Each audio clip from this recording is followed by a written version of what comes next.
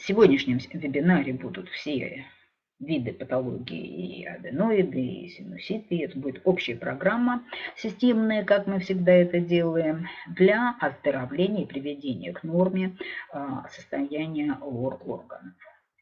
Ну, для многих людей весна, как вы знаете, один из первых таких периодов грядущих теплых дней, того приятного ощущения, которое возникает при пении птиц, появлении цветов. Но очень часто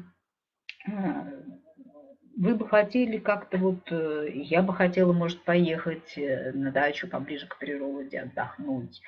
Но часто вот погода, вы видите, какая, с одной стороны, а с другой стороны и начинает заявлять о себе какая-нибудь проблема со здоровьем.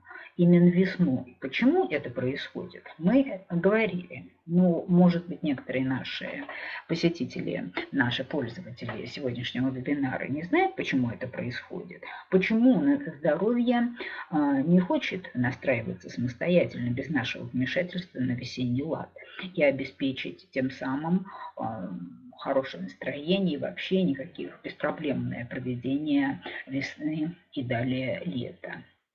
Весна радует человека, улучшает ему настроение и должно бы улучшать иммунитет. Но, к сожалению, последнего пункта не происходит. Улучшение иммунитета в весеннее время без проведения специальной биорезонансной терапевтической программы по коррекции иммунитета не происходит. У иммунитета в этот период много очень проблем. Даже изменение светового дня и то производит впечатление именно отрицательное на иммунитет, поскольку отвлекает его от основной его работы по защите нас от паразитов, инфекций и прочих неприятностей. В это время весной меняется обмен веществ.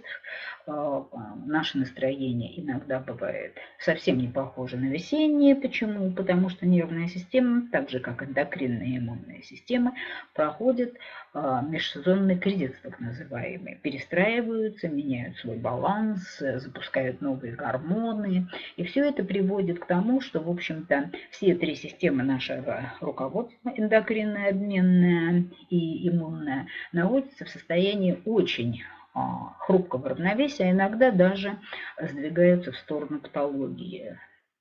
Равновесие смещается со знаком минус, и что за этим приходит? За этим приходит накопление в организме различных токсинов, которые не выводятся вовремя, как это принято делать органами, фильтрами, и, соответственно, теми системами, которые доставляют токсины по месту назначения, то есть желудочно-кишечный тракт, лимфатическая система, система кровенаполнения, кровеносная система, то, что мы называем сердечно-сосудистой системой. И в клетках и органах эти проблемы сказываются больше всего, а развивается, скажем так, самоотравление организма собственными, чаще всего токсинами, и приходящими извне.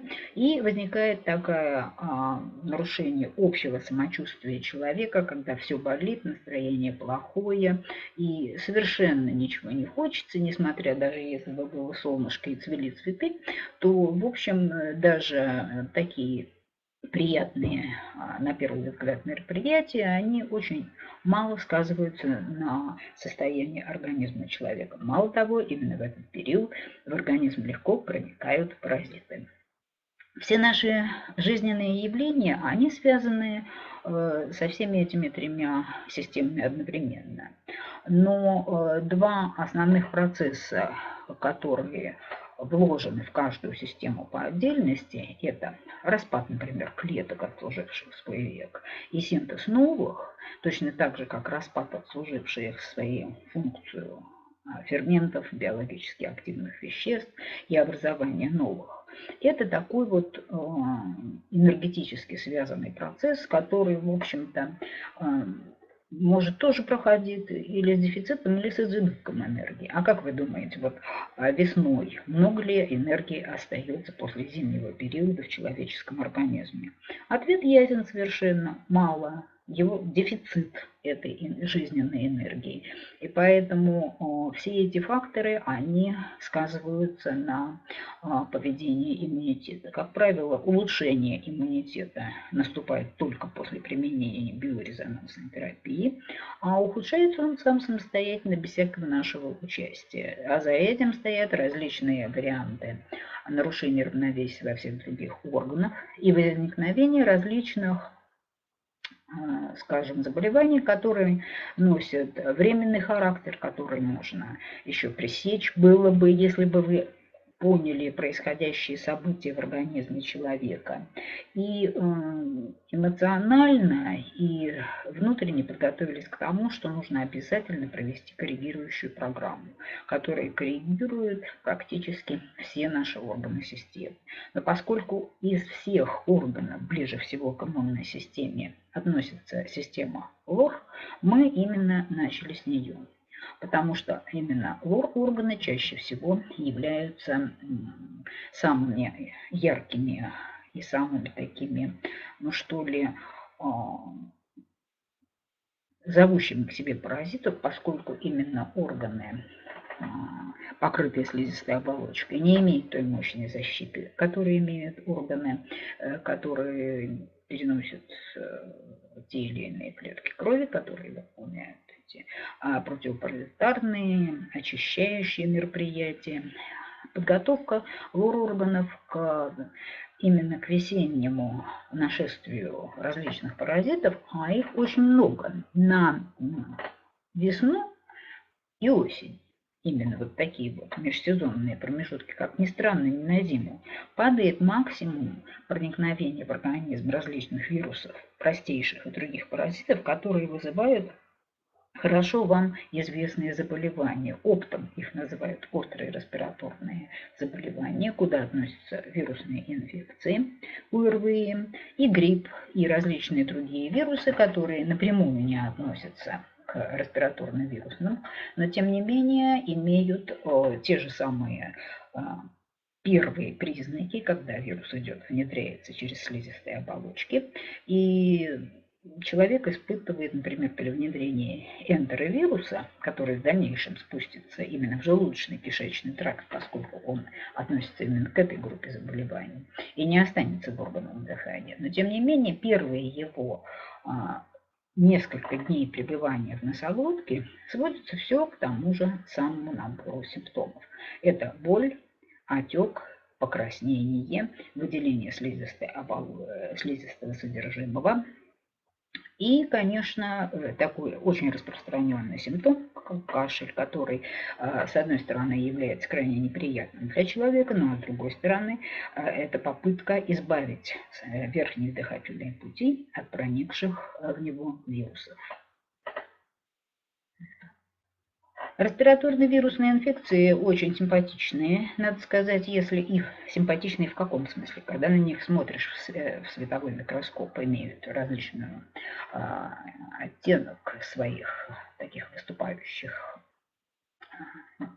специальных приспособлений, которые напоминают присоски. Именно этими присосками вирусы прикрепляются к слизистой оболочке. А задача местного слизистого иммунитета, довольно ослабевшего от зимней спячки, надо сказать, а может быть от борьбы с теми же вирусными инфекциями, они проникают очень легко воздушно-капельным путем. Чаще всего источником заражения является больной человек, член семьи или в транспорте. Вы прекрасно знаете, как у нас высококультурные люди чихают и кашляют непосредственно вам в лицо, то буквально через несколько дней возникает клиника заболевания, когда вирус не только фиксируется, он тут же начинает в геометрической прогрессии размножаться, естественно, вызывая ту клинику заболевания, на которую он способен.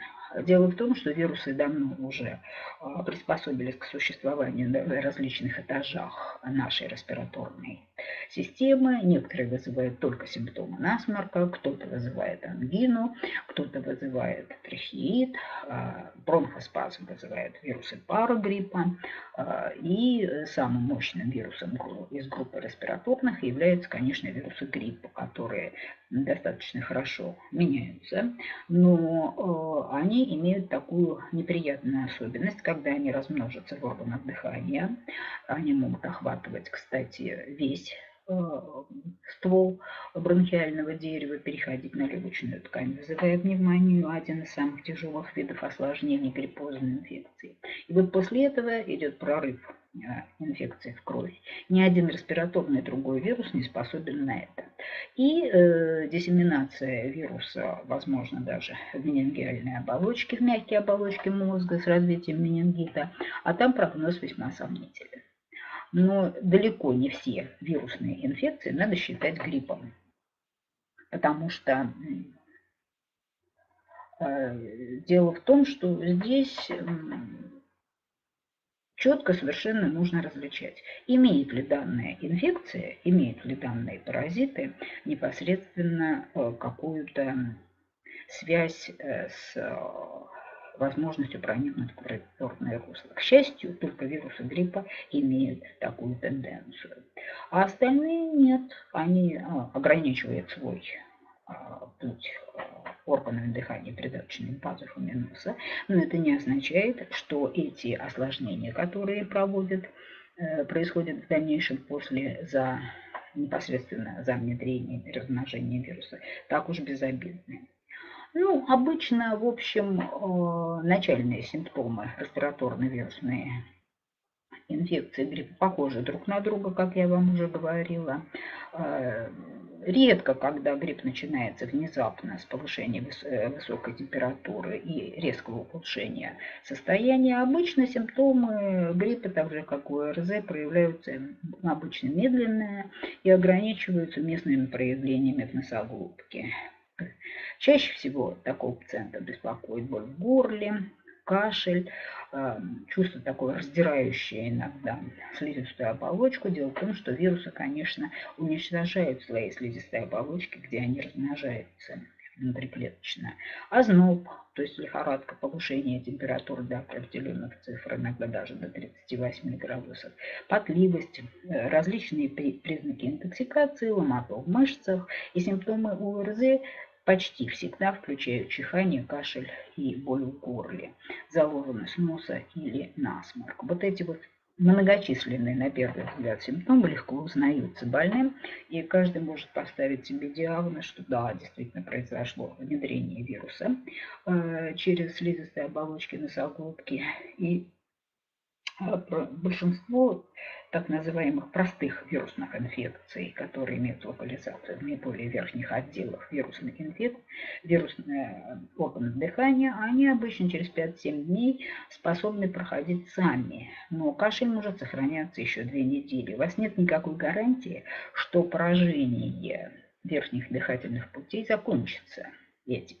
И далее ни один из вирусов не опустится вниз, не перейдет на мелкие просветы бронхов и не разовьется, во-первых, бронхит, во-вторых, пневмония. Ни то, ни другое заболевание не являются исключительно редким при респираторной вирусной инфекции, поскольку ассоциация вирусов и бактерий, она известна давно, и даже есть такая поговорка, что вирус открывает дверь, а бактериальная инфекция туда немедленно проходит.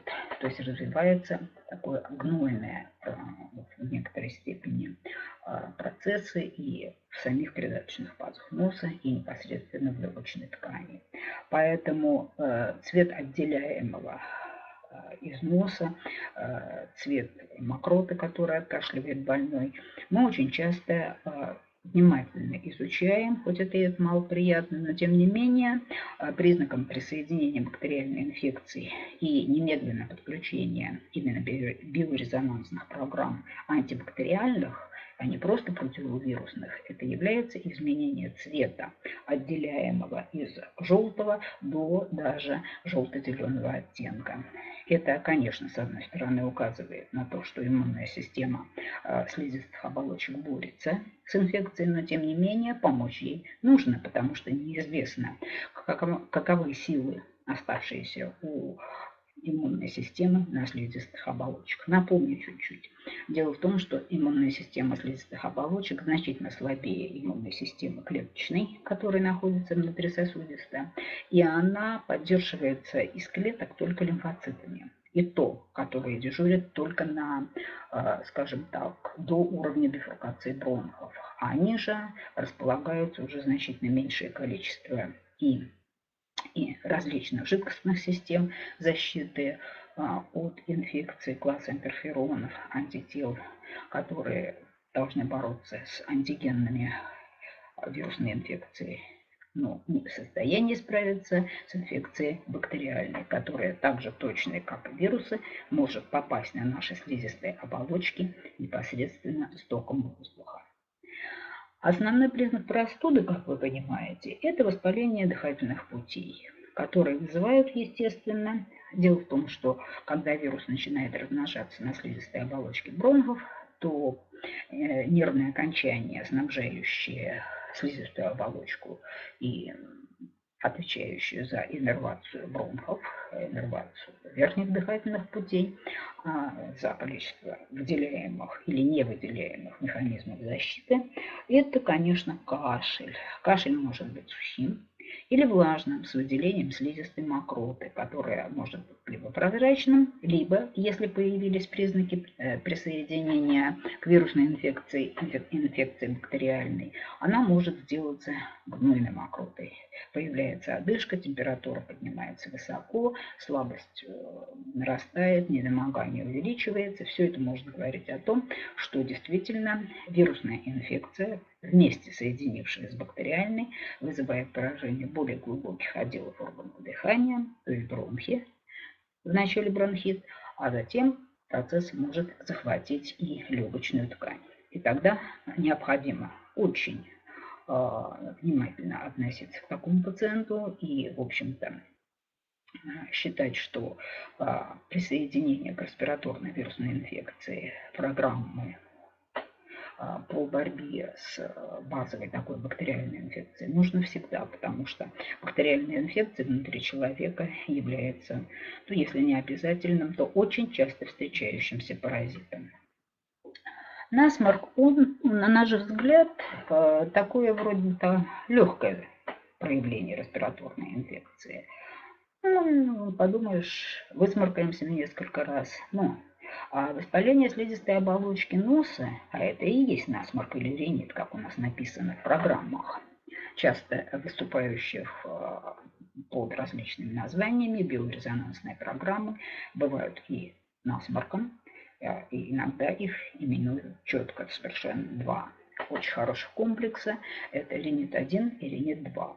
Это именно те программы, которые помогают коррегировать не просто количество выделения слизи, то есть уменьшить количество слизи отделяемого, то есть проявление насморка как такового, но и уменьшить отек слизистой оболочки, чтобы облегчить носовое дыхание, поскольку не все далеко люди умеют во время сна дышать ртом, и насморк для них очень и очень опасен. Применение различных фармакологических спреев, в отличие от биорезонансных программ, чрезвычайно опасно чем? Может развиться сухость и атрофия слизистой оболочки. Вместо того, чтобы вылечить, убрать причину, то это просто убирается симптом.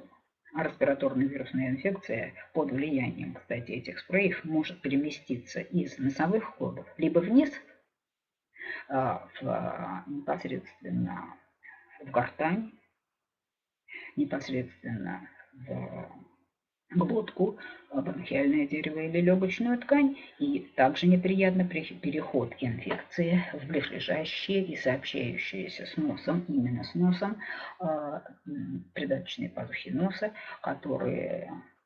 чье поражение имеет отдельное название. Иногда говорят синусит, иногда говорят гайморит, иногда говорят по названию каждой пазухи. Пазух у нас много.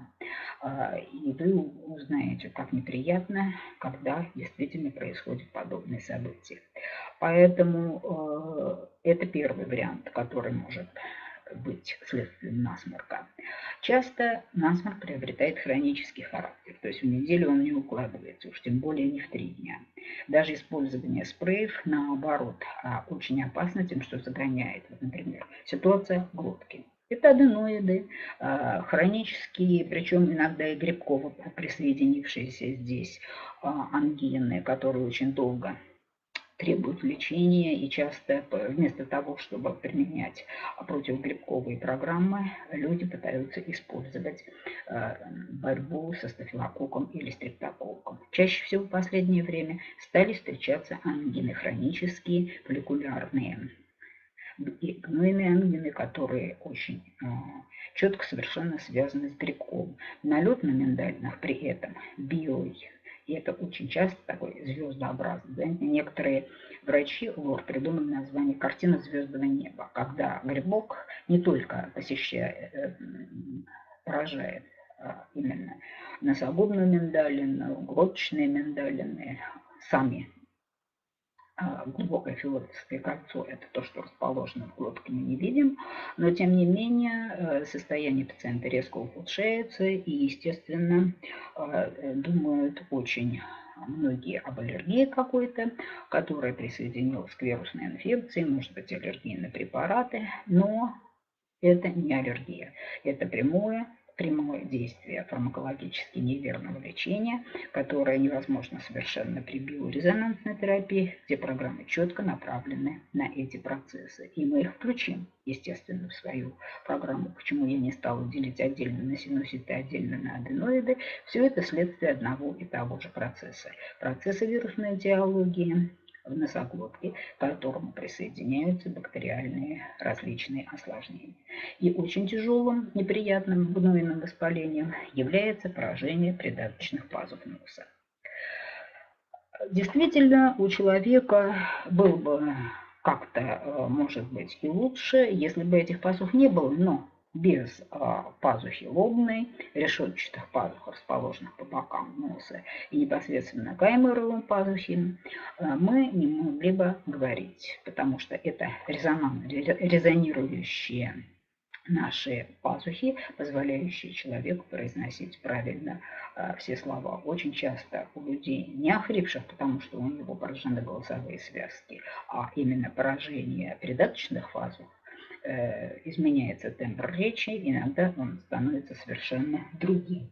Осипнуть, конечно, при этом заболевании невозможно, но вот изменится тембр голоса, а иногда и, кстати, слуха, потому что придаточные пазухи, нос связан непосредственно с евстахиевыми полостями или трубками, как их часто называют, с ушами, здесь еще страдают и слух. Поэтому при гайморите нарушение слуха и голоса неудивительно. Это помимо тех симптомов, которые имеет сам гайморит.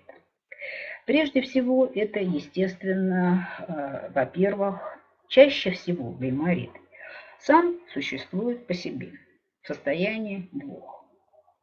Как всегда, фаз, как любое хроническое заболевание, это прежде всего фаза относительной ремиссии, когда симптомов вроде бы нет, что-то есть, но тем не менее яркой симптоматики нет. И период обострения. В период обострения вообще острым гайморит бывает очень редко, только в детстве, первый раз. А потом уже и любое обострение этого процесса считается признаком хронического гайморита. И нет такого деления, вот как, например, с бронхитами. До 15 лет мы ставим рецидивирующий процесс, а после 15 лет мы уже пишем диагноз в карточке хронический. Здесь сразу процесс можно считать хроническим, потому что непосредственно борьбы с этим процессом фармакологическими средствами невозможно. Проколы, антибиотики, бесконечные смены антибиотиков здесь проводятся, но тем не менее это невозможно, поскольку очень мало антибиотиков проникают в придаточные пазухи, то есть в костную ткань. Там остается 1-2 антибиотика, которые очень быстро вырабатывают свою мощь, в кавычках, и перестают действовать. В придаточных пазухах, кстати, та же эпителиальная выстилка, что и в носоглотке, и в бронхах, что дает возможность инфекции вирусной, паразитарной и грибковой очень активно там размножаться, и присоединившаяся здесь же бактериальная флора, которая здесь с удовольствием в этой ассоциации принимает участие, приводит к тому, что слизистая быстро отслаивается, количество слизи увеличивается, возникает на первом этапе отек, который не дает дышать как следует и выходит непосредственно в просвет носа, или полностью закупоривает выводные протоки из этих придаточных пазух. Вот, например, гайморовая и фронтальная пазуха, то есть лобная пазуха, это очень неприятно, потому что огромное по себе пространство, решетчатые такие ячеи, которые полностью заполнены гнойно-воспалительным содержимым.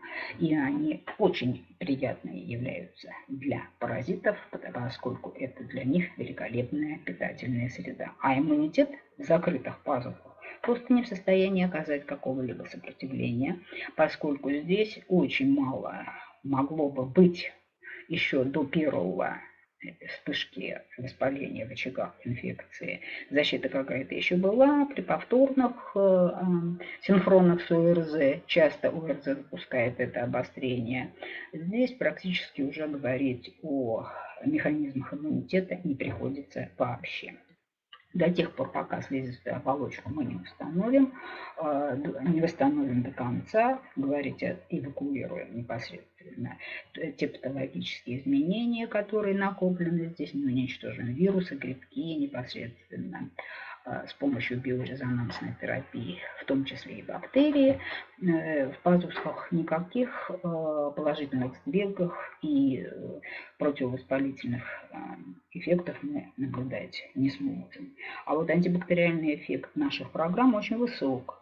И очень часто заболевания придаточных пазух носа, они значительно уменьшаются, эти воспалительные изменения, инфекция погибает, восстанавливается дренаж, через который непосредственно те отверстия, которые нам же сообщают эти пазухи с носоглоткой, они позволяют избавиться достаточно быстро от этой неприятной, закупорившейся, как в консерве, инфекции.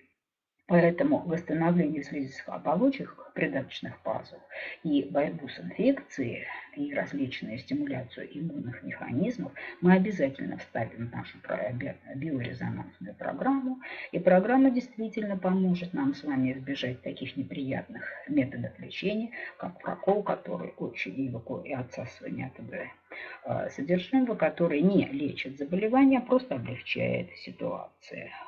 Ну, а естественно, по ходу исчезновения этих очагов воспалительной инфекции уменьшится головная боль, температура, неприятное самочувствие, которые так беспокоят пациентов, которые даже спать не могут в этот период. Точно так же и складывается ситуация с миндалинами. Очень часто аденоиды, вот она носогубная, непосредственно миндалина, которая часто используется в качестве критерия лор-врачами, непосредственно удалить миндалины носоглоточные и глоточную миндалину, и тогда, мол, инфекция закончится.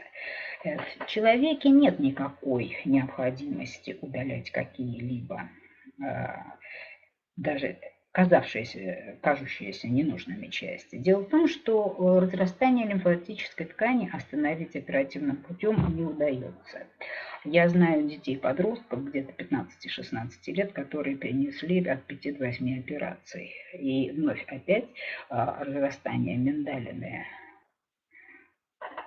непосредственно, которую мы называем причиной аденоидов, достается этой миндалине больше всех, потому что обычные гланды удалили, и они уже редко когда восстанавливаются, там к регенерации способности этой миндалины никакой.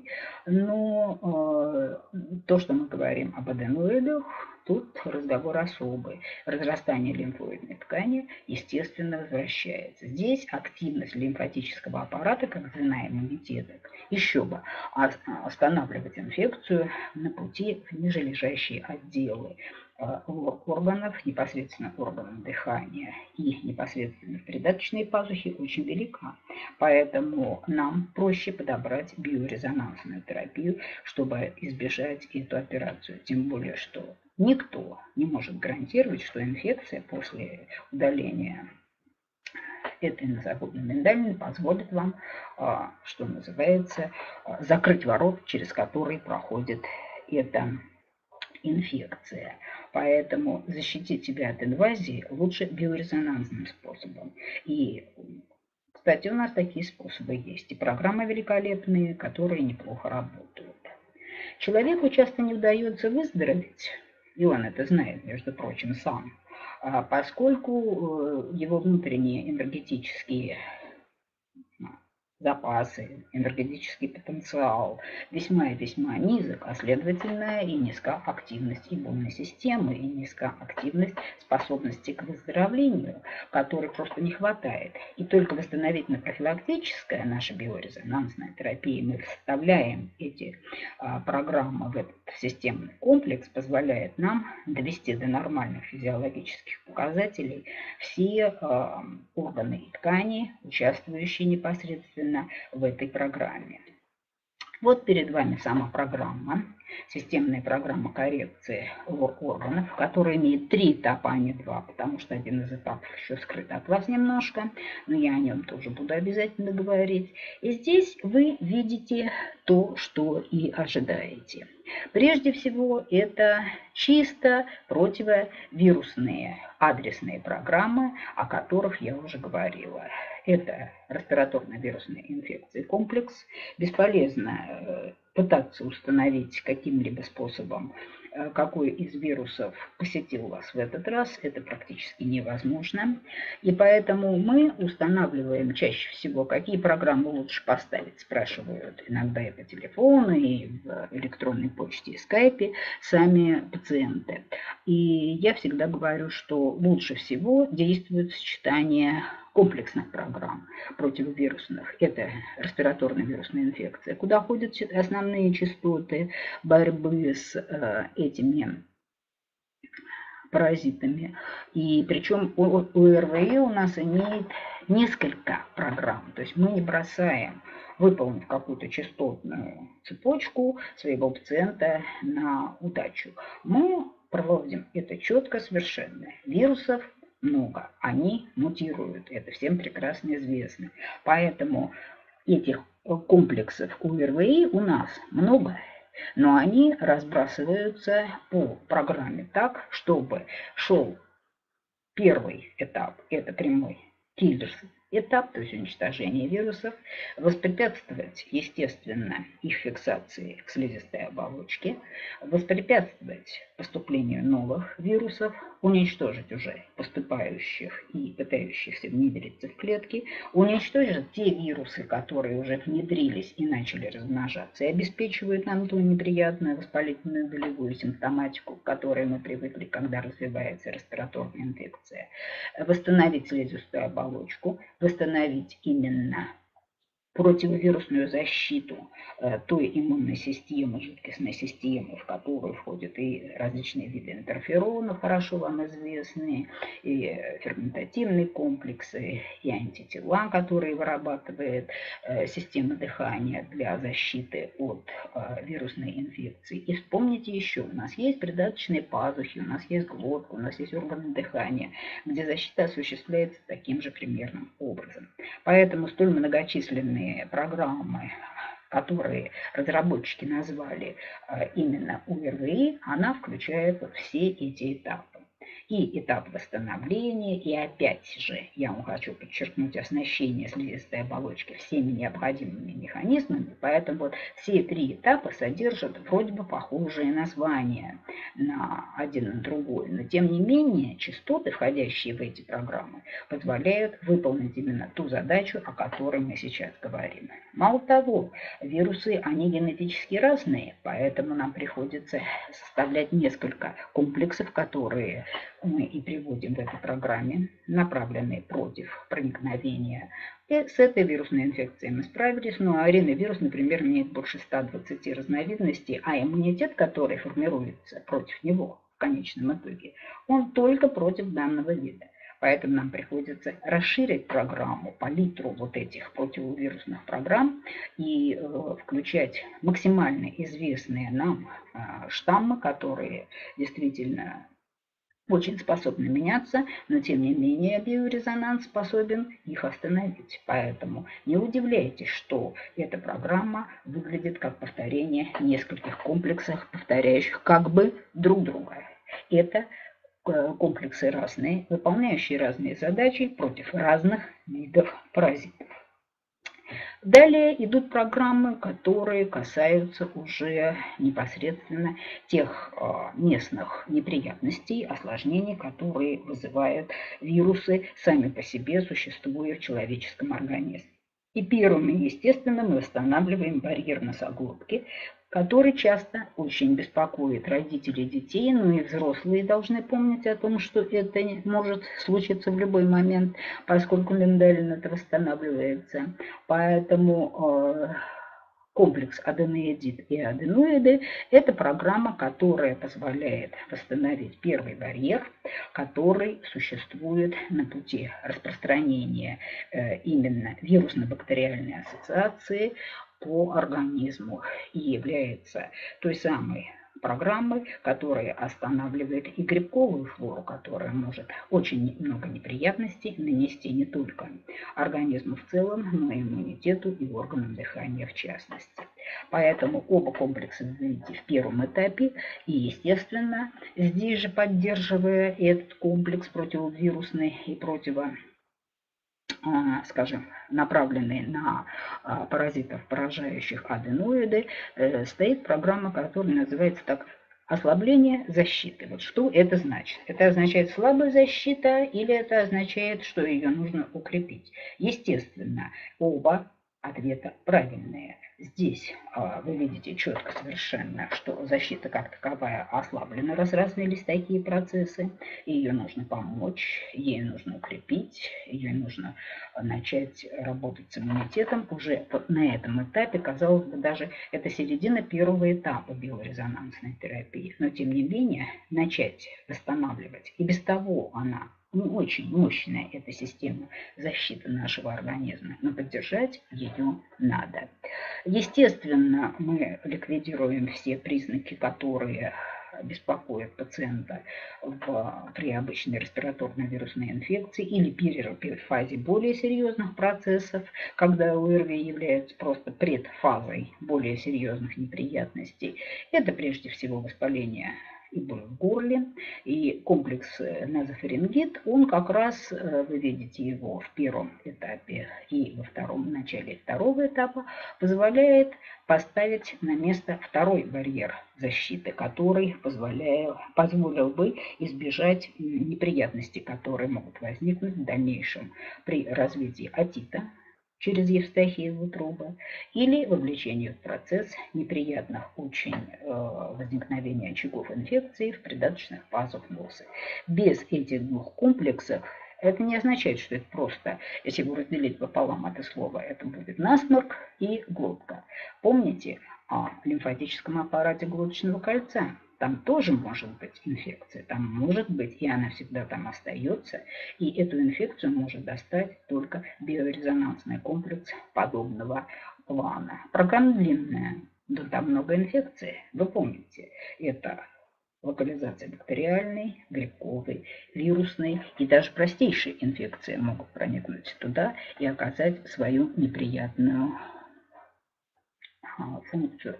И все это будет выражаться не просто в гипертрофии миндалин, которая здесь стоит, это она на своем месте находится, поскольку именно назофарингеальные и аденоидные процессы, они сопровождаются резкой реакцией со стороны лимфатического аппарата, и гипертрофия в данном случае, она связана не с защитной реакцией лимфатического аппарата, как это бывает обычно, это инфекция, которая поселяется в лимфатическом аппарате в самом и вызывает увеличение в объеме и миндалин, и аденоидных вегетаций, и непосредственно разрастание лимфоузлов в глоточном кольце. Почему лимфоаппарат шейной области реагирует очень часто при респираторной вирусной инфекции.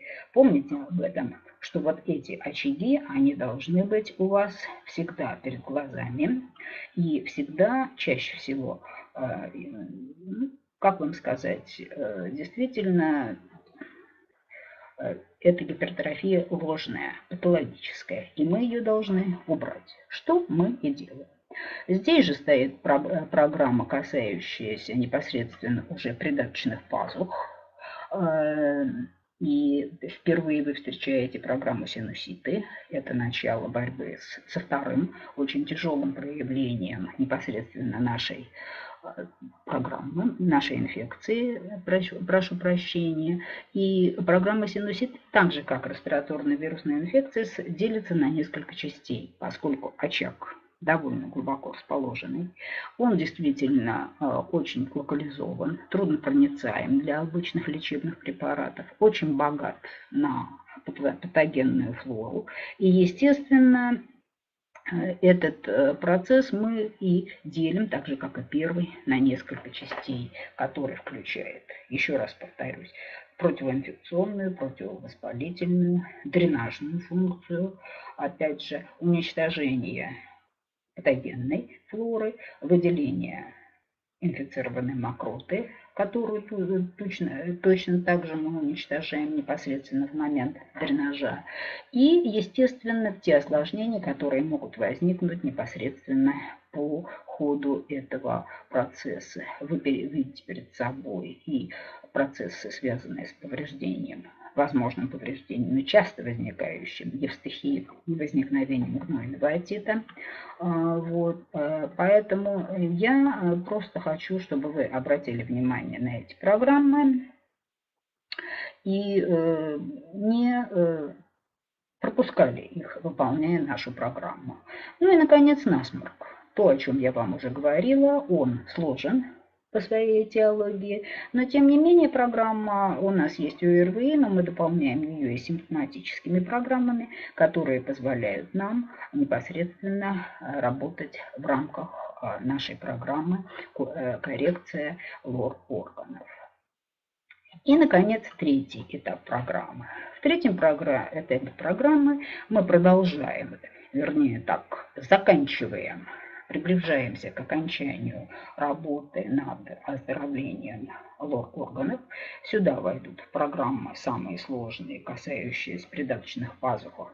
Это гайморит и синуситы, где мы продолжаем работу с помощью биорезонансной терапии, восстанавливая баланс здоровья и обезвреживая эти непосредственно очаги инфекции и восстанавливая в конце концов нормальную слизистую оболочку, которая непосредственно расположена непосредственно в органах дыхания, в придаточных пазухах, в органах дыхания. То есть мы восстанавливаем особый этап иммунной системы, о котором мы говорили, что он слабоват, но тем не менее с помощью биорезонансной терапии мы можем сделать с вами сложную выполнить задачу. Восстановить дыхательные пути, все верхние сверху донизу, восстановить слизистую оболочку, восстановить иммунитет и стабилизировать его с тем, чтобы они выполняли слизистые оболочки свою защитную функцию. Естественно, еще раз проверить полное окончание противопаразитарной чистки как таковой и подключить лимфатический аппарат. Это вполне логично, мы всегда это делаем. А уж работая с патологией лор-органов, мы должны четко, совершенно сказать себе, да, действительно, лимфатическая система одна из самых основных базовых систем, которая поможет нам справиться непосредственно с той патологией, о которой я сегодня уже с вами довольно долго говорю. Подобная программа является и лечебной, и профилактической. Ну, говорить, что можно заниматься профилактикой респираторной вирусной инфекции буквально через каждую неделю своей жизни, нет, конечно, но один раз в межсезонье выполнить ее в течение 30 дней, позаботившись о здоровье своего носа, придаточных пазух, ушей, много тут участников программы и органов дыхания. Я вам советую просто, если у вас вы заболеваете, проделать эту программу, не экономя время и силы до конца. Потому что самое главное не начать и не загнать проблему вглубь, так как это делают обычно, а до конца включить эту систему в нормальный ритм работы. И выполнив вот эту программу, которая длится аж 30 дней, мы все-таки рекомендуем повторить ее через месяц. Система, в общем, достаточно стабильная. Пока она выполнит все предложенные ей задачи, тогда вы можете спокойно быть за свою дыхательную систему, верхний ее отдел, нижний и в том числе придаточные пазухи.